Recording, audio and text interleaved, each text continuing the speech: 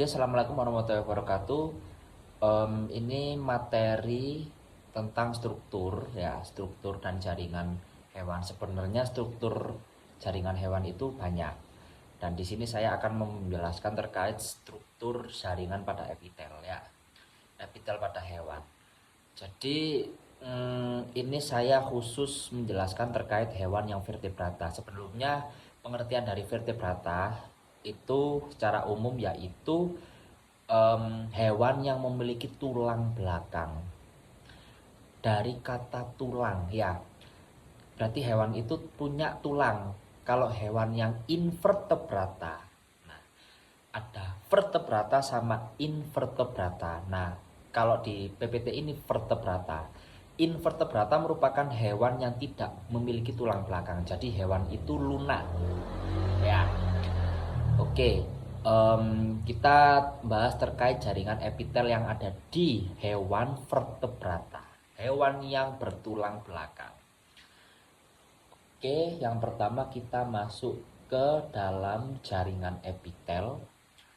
Oh, ini jaringan hewan vertebrata ya. Ada jaringan epitel, jaringan ikat, jaringan saraf, sama jaringan otot. Dan masing-masing dari jaringan hewan vertebrata itu masih ada yang namanya jenis epitelnya epitel apa. Terus jenis ikat apa. Terus jaringan saraf apa.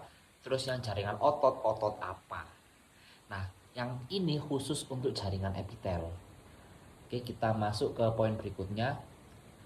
Oke, ini definisi dari jaringan epitel ya. Jaringan epitel ini merupakan ciri-cirinya yaitu dari gambarnya kan ada sel-sel yang sudutnya banyak. Maksudnya di setiap epitel ya, epitel yang mentul itu ada selnya. Selnya itu di sudut sini ada. Ya, kemudian tidak mengandung pembuluh darah. Oke, untuk berarti jaringan epitel yang membedakan dari jaringan yang lain dia tidak memiliki pembuluh darah. Ya, terus juga ini ciri-ciri epitel pada hewan ya. Beda lagi kalau manusia ya. Um, Tidak mengandung limfa ya. Jadi jaringan pada hewan itu tidak mengandung limfa, tidak mengandung pembuluh darah. Beda lagi kalau manusia. Oke, karena ini membahas hewan, jadi kita membahas khusus hewan. Tapi ada mempernya sama manusia, ada mempernya. Oke, untuk fungsi epitel hewan ini untuk melindungi jaringan di bawahnya. Nah, fungsinya, kemudian sekresi dan ekskresi. Nah, mungkin kalian perlu tahu apa artinya ekskresi sama sekresi. Itu ekskresi sama sekresi itu masuk ke sistem ginjal. Jadi kalau kalian udah masuk ke materi ginjal, maka kalian akan mengenal yang namanya sekresi sama ekskresi ya. Jadi apa perbedaannya ekskresi sama sekresi? Jadi sekresi itu merupakan pembuangan sel ya, pembuangan zat yang fungsional yang masih dibutuhkan pada tubuh kita. Jadi di dalam tubuh kita ada namanya tubuh hewan ya. Ada yang namanya ekskresi sama sekresi. Sekresi itu dibutuhkan pengeluaran zat fungsional yang berguna bagi tubuh, yang masih berguna, sedangkan yang ekskresi itu pembuangan zat sisa metabolisme yang tidak dibutuhkan. Apa contohnya sekresi? Sekresi itu contohnya hormon. Ya. Hormon sama enzim. Ya. Banyak ya enzim di dalam tubuh hewan. Kemudian yang enzim ya, yang ekskresi contohnya yaitu urin, pipis ya. Urin sama karbon dioksida, karbon monoksida, karbon dioksida ya. Itu merupakan zat sekresi. Kalau zat sekresi yaitu hormon dan enzim ya, kayak gitu. Kita masuk ke jenis jaringan epitel ya. Jenis jaringan epitel itu terdiri dari 5. Ada jaringan epitel pipih, ada yang jaringan epitel kubus, ada yang epitel silindris, ada yang epitel transisional, kemudian ada epitel kelenjar. Nah, dari kalimatnya aja kita perlu mengetahui ya, apa itu pipih, apa itu kubus, apa itu silindris, apa itu transisional, apa itu kelenjar. Jadi kalau epitel pipih itu epitelnya berpipih ya. Kalau epitelnya kubus berarti bentuk epitelnya bentuknya kayak kubus, kayak kayak balok, terus agak kubus lah ya. Oke. Kemudian epitel silindris. Epitel silindris itu bentuknya silindris. Yang epitel transisional ini berarti jaringan epitel yang beragam. Maksudnya beragam itu gimana? Epitel campuran, ada epitel kubus, silindris sama transisional. Kemudian ada jaringan epitel kelenjar. Dan semua dari jaringan ini, dari epitel pipih, kubus sampai kelenjar, itu hanya bisa dilihat secara mikroskopis dengan bantuan mikroskop. Kenapa kok bisa menggunakan bantuan mikroskop? Karena jaringan tersebut itu berada di dalam tubuh hewan ya. Jadi kalau kalian semisal ada kurban. Nah, ada kurban terus kalian kepo, terutama kalian yang terutama ini masuk di bidang patologi anatomi ya. Kalian bisa cek di Google patologi anatomi, itu pemeriksaan dikhususkan untuk melihat jaringan-jaringan ya, masuk ke patologi anatomi. Jadi bisa dengan bantuan mikroskop ya, untuk membedakan apa itu pipih, apa itu kubus, silindris, transisional sama kelenjar ya. Oke, kemudian kita masuk ke fungsi jaringan epitel pipih. Epitel pipih ini epitel terbagi menjadi dua jenis, epitel pipih selapis sama epitel pipih berlapis banyak.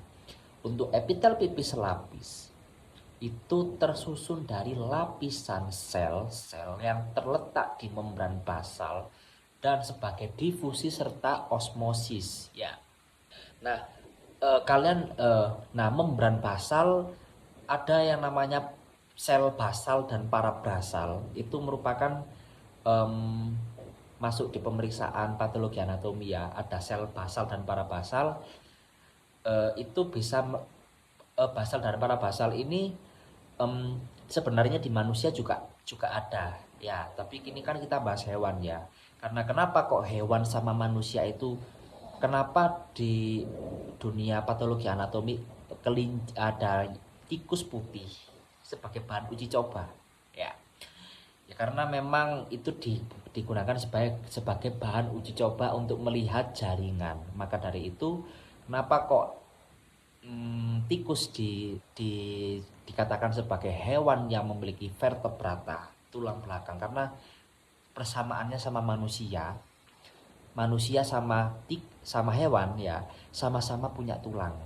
Jadi otomatis jaringannya juga memiliki persamaan. Oleh karena itu ada yang namanya sel basal sama parabasal di dunia patologi anatomi.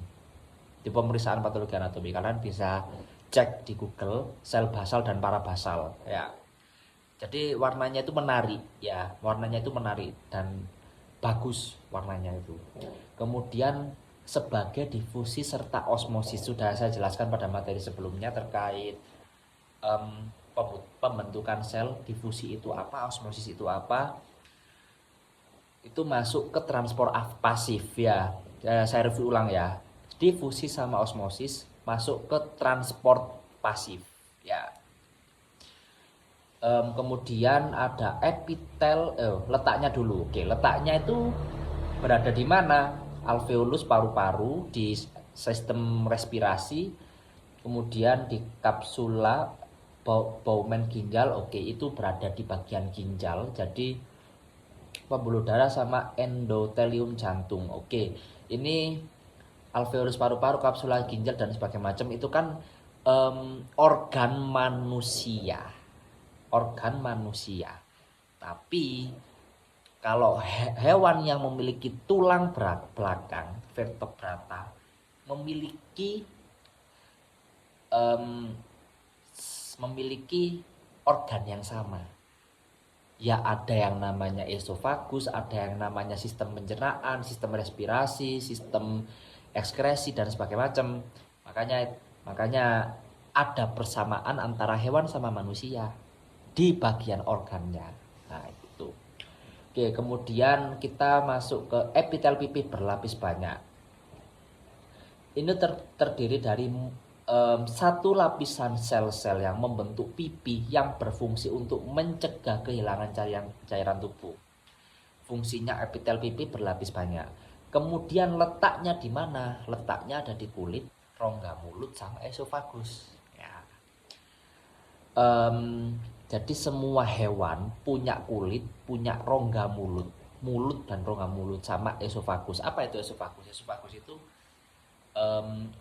bagian kerongkongan ya, antara trakea sama kerongkongan ya. Kemudian kita masuk ke fungsi jaringan epitel tubuh. Kita masuk ke materi berikutnya.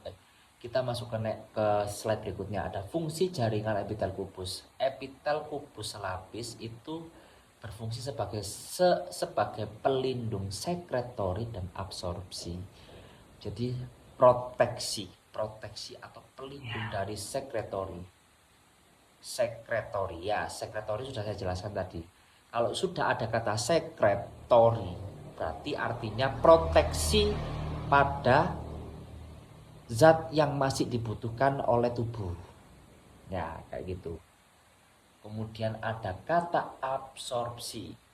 Kalau absorpsi artinya yaitu proses penyerapan zat atau nutrisi, atau dalam situ ada nutrisi, air atau molekul dan sebagainya macam, di mana sel jaringan atau organ tubuh itu masuk ke dalam struktur internal, seringkali melibatkan penyerapan melalui membran sel menuju sirkulasi darah dan getah bening. Nah, ini absorpsi menurut ilmu biologi ya. Jadi intinya proses penyerapan zat ya. Kemudian letaknya ada di mana? Letaknya itu ada di ginjal, mata, jantung, kelenjar ludah, sama pankreas. Jadi ciri khasnya epitel kubus itu proteksinya sekretori dan absorpsi yang letaknya di ginjal, mata, jantung, kelenjar ludah, dan pankreas. Kemudian epitel kubus berlapis-lapis. Fungsinya untuk sel kubus berlapis banyak untuk absorpsi, sekresi, dan proteksi. Dari pengertiannya ini kan kembar ya guys ya.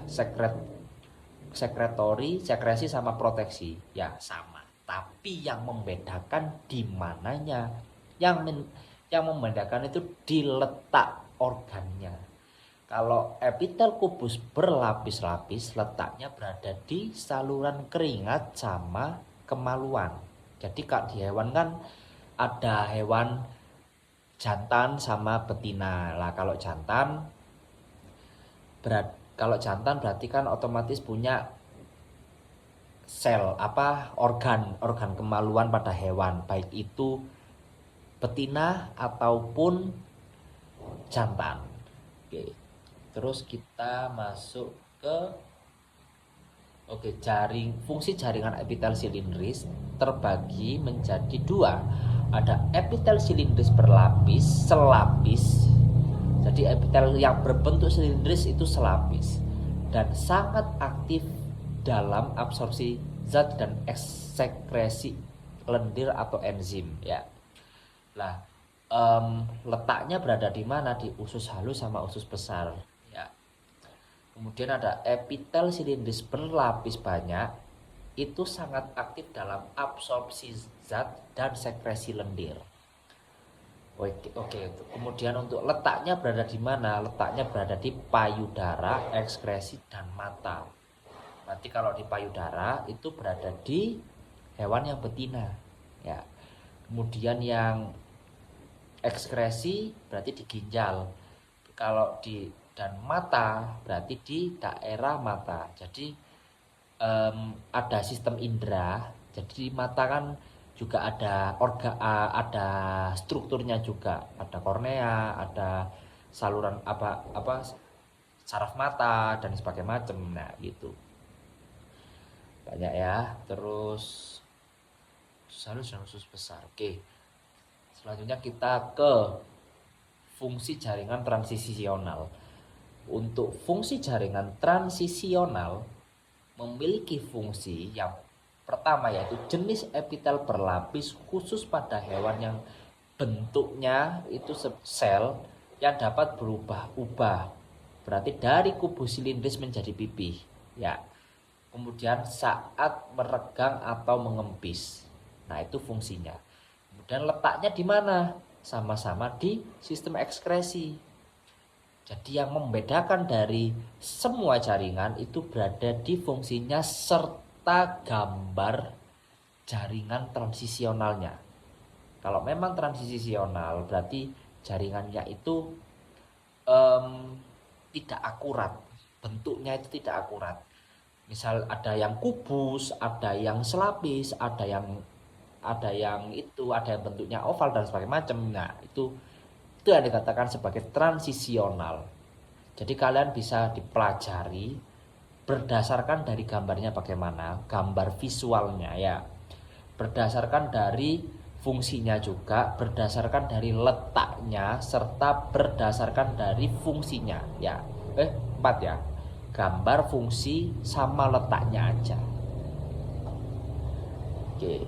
Kemudian fungsi jaringan epitel kelenjar. Oke, ini ada kelenjar eksokrin sama kelenjar endokrin ya.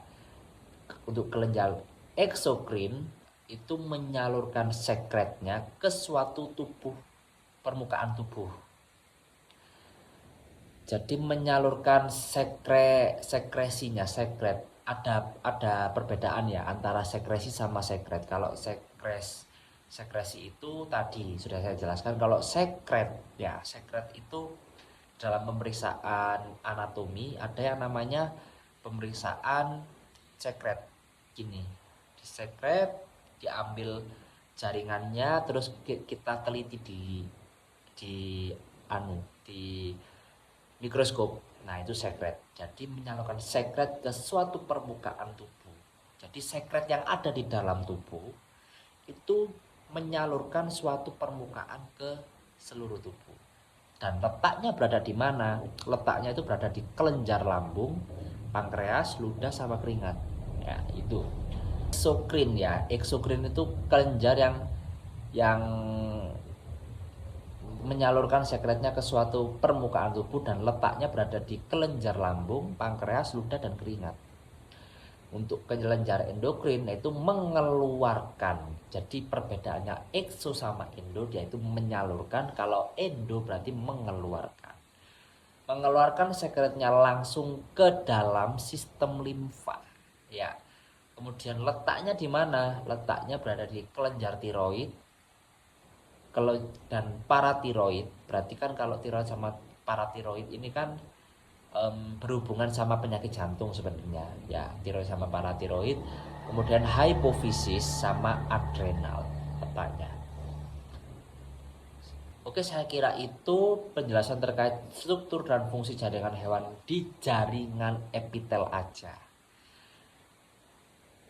Oke, terima kasih kalian telah menonton video ini. Mudah-mudahan video ini bermanfaat bagi kita semua. Dan jangan lupa bagi kalian yang mau masuk ke jurusan di bidang kesehatan atau pengen belajar biologi atau pengen masuk jurusan biologi atau yang berkaitan dengan ilmu alam biologi, kalian bisa pelajari ini di YouTube. Jangan lupa untuk subscribe juga di YouTube aku. So thank you you seen this video, and I hope my video is granted for me and you. So Thank you dan mohon maaf kalau bila ada salah kata. Wassalamualaikum warahmatullahi wabarakatuh.